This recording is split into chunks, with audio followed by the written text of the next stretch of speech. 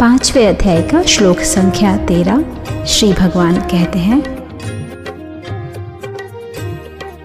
सब कर्म तज मन से जितेंद्रिय जीवधारी, गोद से बिन कुछ कराए या किए, नव द्वारपुर में नित बसे।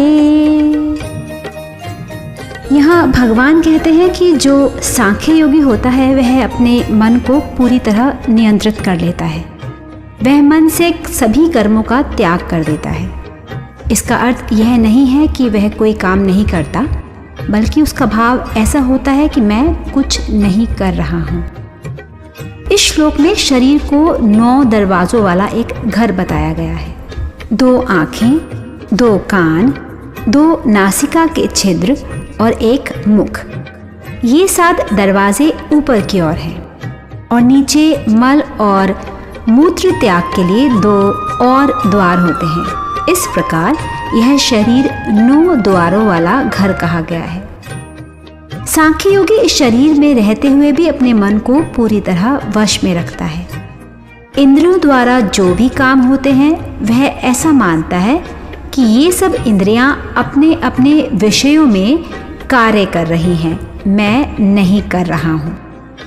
इस कारण वह शरीर में रहते हुए भी सच्चिदानंद परमात्मा के स्वरूप में स्थित रहता है। उसे जीवन जीते हुए ही नित्य आनंद की अनुभूति होती है। संसार के सुख या दुख उस पर कोई प्रभाव नहीं डालते, क्योंकि उसका मन हर समय आत्मिक आनंद में स्थित रहता है।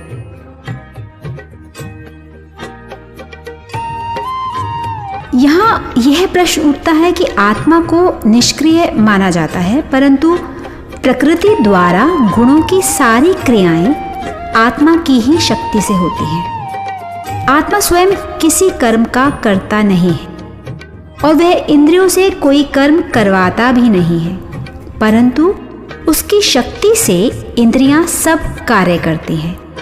यदि ऐसा है तो मनुष्य अपने को कर्मों का कर्ता क्यों मान लेता है और वह कर्मफल का भागी क्यों बनता है? इसका उत्तर हम